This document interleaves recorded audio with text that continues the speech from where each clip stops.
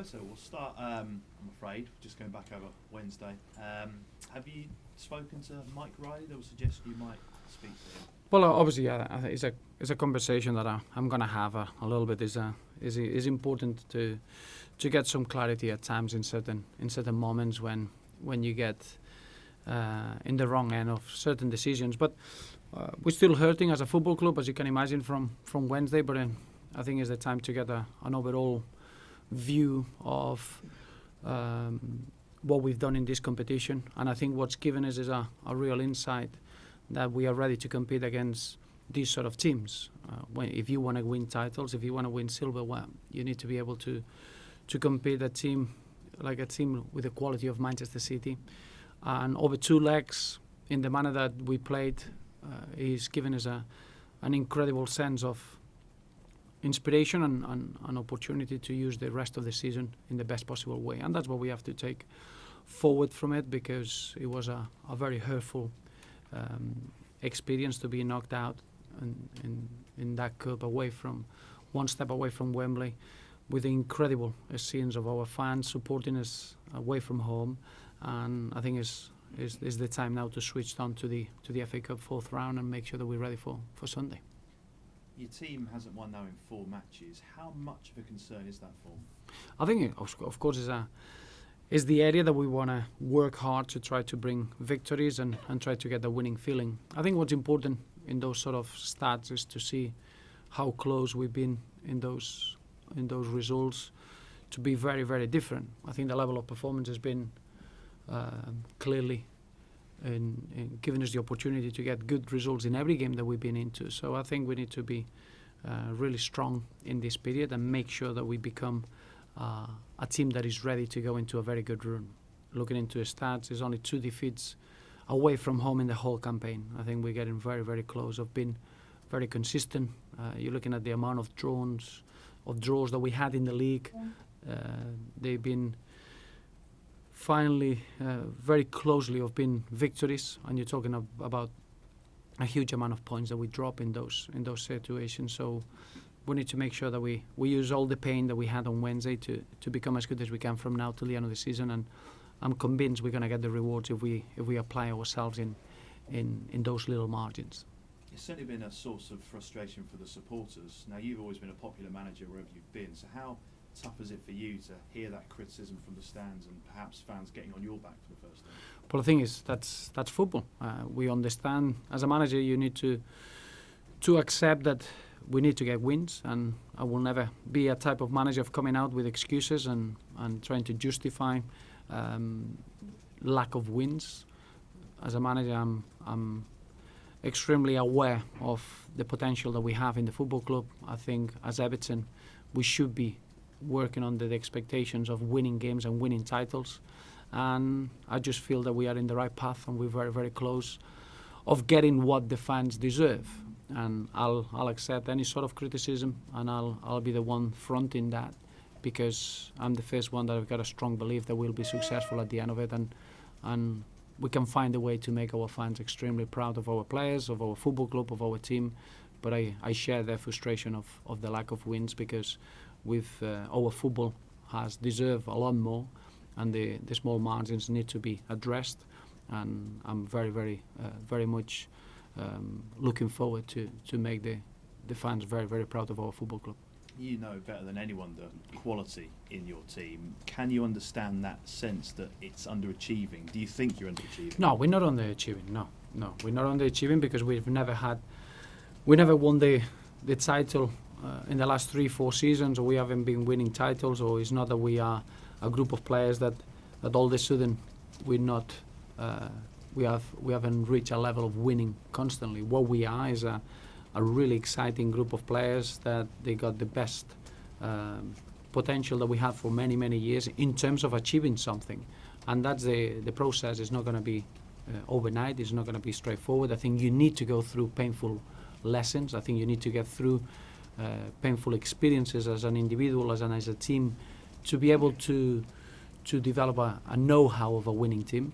And if you look at where we are now, is we're making progress. We've been in the semi-final of the League Cup campaign with incredible moments, and we're really disappointed that we are not progressing into the final. It's not that a team like Manchester City over 2 legs swipe us aside or just play through us. It wasn't the case at all, and I think we're showing signs that we're getting very close of becoming a really strong team. But you cannot be underachieving when this team is new. This team has been formed over the last 2.5 years, and we're developing something that is going to be very powerful for the future. So on that note, how much more pain do you think there is to go through before you get to where you want to be? Well, in any winning team, you have to go through pain. It's how you face that adversity and how you face that pain. The only thing that matters now is Sunday and performing well and making sure that the players are well rested and psychologically ready to embrace the challenge that we got from now till the end of the season. We got 3 vital games in this week in order to regain confidence and regain belief. And as a football club, we know we can rely on our fans. The support that we had on Wednesday was unbelievable. I don't think many football clubs in England have that sort of support, and we'll always be very proud of that. And we need to make sure we give real satisfaction and real sense of achievement to our fans. That's the drive that we have in our hands at the moment. How aware are you of the problems that Carlisle have been facing with the floods? Well, we feel that they've been through a very tough period, and I think as a football team and maybe the sense of the community, they reacted in an incredible way. They've been an example, even players going out on the streets and helping the neighbourhoods around. Obviously our fans, the fans forum at our football club at Everton has been one of the few that they showed that respect and that togetherness, and they raise a lot of money and a lot of help towards Carlisle Supporters Club and the community in general. So as a football club is what we are, and we're very aware of the tough times that Carlisle had, and I'm sure that we can all enjoy a big footballing occasion and everyone can concentrate in a very good football game. And a very big moment, 4th round in the FA Cup is always a telling moment in anyone's season. So we hope that can bring a bit of happiness for everyone that supports Carlisle United, as well as the good work that has been done between the 2 set of fans. Well, the best of luck at the weekend. I'll finish on transfers if I may. We've spoken a few times about Aidan McGeady and Darren Gibson. Have you got any update on whether they might be leaving before the deadline? Nothing to update, and obviously it's been such a busy period with games that I don't think there's been any developments in any of the 2 cases. Do you expect them to leave? It's impossible for me to tell. The window is open until Monday, 11 o'clock. If anything happens, we'll be the first ones to announce it. And are you trying to sign anyone before that deadline? We'll keep our options open until that Monday. I think we all know that we have to use the window in our favour if we can, but it's not a period that we need to find solutions in the window. The squad is large enough, is talented enough to find the solutions internally, but we always have to treat every window as the opportunity that brings you, so we'll always do that until the deadline. Will you be at your desk taking calls on transfers, or will you be leaving it to someone else? Well, it's part of my job, so unfortunately. Thank you. Just in terms of the team that you will start with against Carlisle United, are you planning on rotating, making changes, resting? Not for the sake of it, no. I think obviously it's an important game. There are certain players that they've been picking little knocks and little niggles in the last few games. We are right in the middle of a very busy period, and we have to use our legs well and our players well, but it's a vitally important game for us on Sunday, so we'll be approaching the right manner. Do players like James or Stephen Pienaar? Yes. Yeah. Well, James had a really good reaction, playing over 30 minutes, maybe nearly enough 35 minutes. It was a really good test. He came through really well yesterday. Looked very much back to normal. Stephen Pienaar, he'll be fully recovered from the good effort that he put in against Swansea. So I think we got players now coming back from injury. Tom Cleverley came through the game extremely well. Seamus Coleman had now 2 introductions into match fitness. So we're becoming very strong. Maybe Kevin Miralles will have a late fitness test before the Sunday game. He had a really good response to the treatment that he's had in the last 2 days. Everyone else is as we expected. Goalkeeper wise, what's your plans? Joel there? will play. He's been playing the cups, and that's always been the plan. Can I just take you back to the very start then? What do you plan to say to Mike Riley if you have a conversation with him? No, I think it's just try to understand the referees and if we can help them, because there are certain decisions. I think for the good of the game, we need a bit of clarity in what the injury time should be, the way it should be awarded, or who should be controlling it.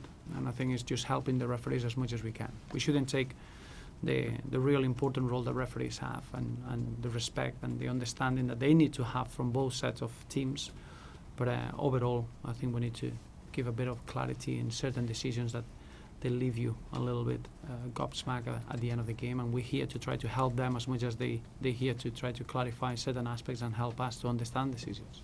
As a team, your team seem to very much respect the referee. You're not in your faces argumentative all the time. Is that the sort of respect that maybe you feel you deserve back from the referees? Well, you always feel that in football you get what you put in. I never believed on trying to get decisions or try to push referees in being uncomfortable in order that for them not to be able to make a good assessment of an action. And I think as a team we've been very respectful throughout in every single game. I don't think we've been lucky enough in certain actions, but I'm sure that in football that should be leveled up and over the course of the season. We'll never change our behaviour. I think the respect that we want to play with, we'll get the rewards at the end.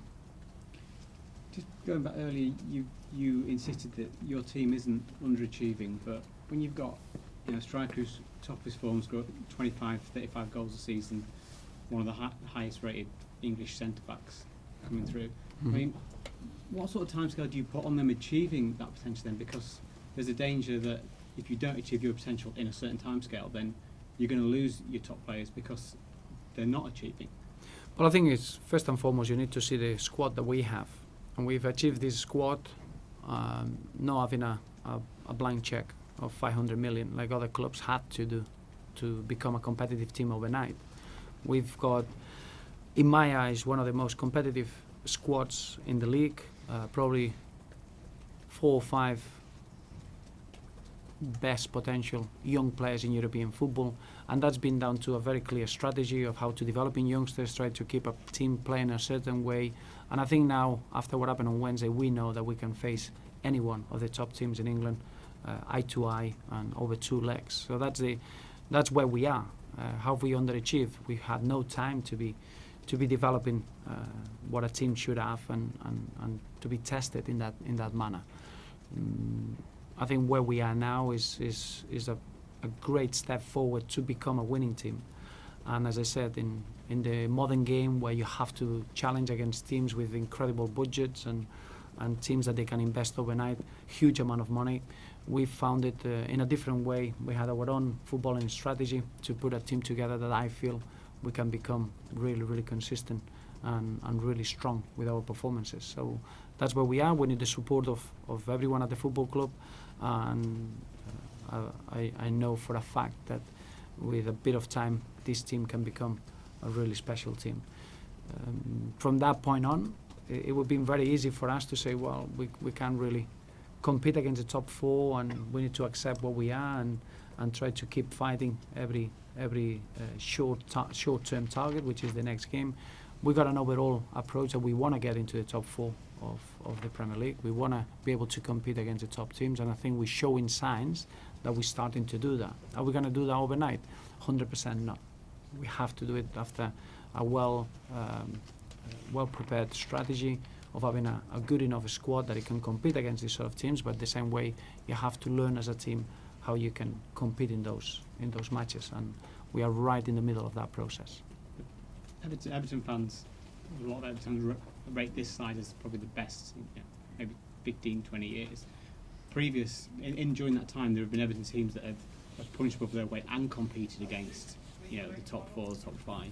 So with the quality that's at your disposal, why shouldn't this side be doing better than it is when some of those maybe more limited sides were able to compete against us? Well, that's football, and we should be assessing what a team achieves and how you perform over a season, but that should be at the end of the campaign.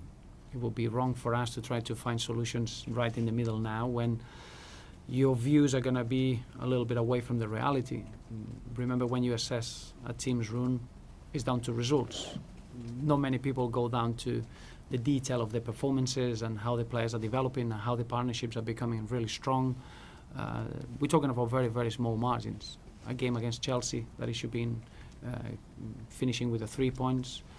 Unfortunately, it cost us a bad decision at the end. It cost us 2 points against Swansea. A chance over the line that it should have been finishing with a draw. It finishes with a defeat. Those are the small margins that at the moment they're going against us, and making any sort of assessments now, I don't think they will reflect the true level of our performances. So at the moment it's important that we support each other, that we support the players, that we allow them to learn from this period, and at the end of the season then you can make any sort of assessment.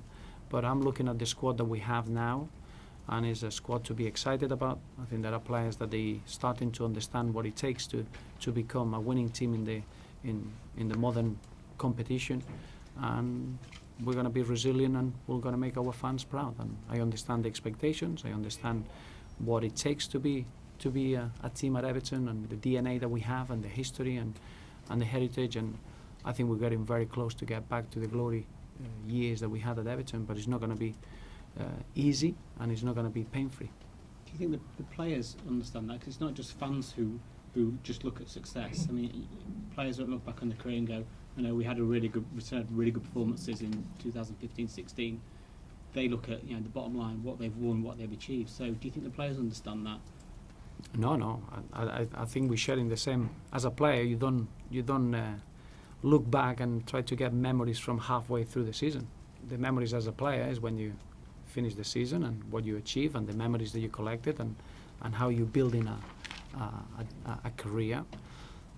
Our young players are developing in a very, very fast rate. They're taking responsibility. They're developing into top players, and the team in general. We got good options all over the pitch, and we need to become better. We've shown fantastic signs and great performances, but it's something that we need to improve. At the moment, we're not winning every weekend, and that's what we want. So, at the end of the season is the moment to assess, to have a real judgment of every aspect of our team, and kick on and making sure that we improve from season to season. Right, thanks Roberto. Thank you.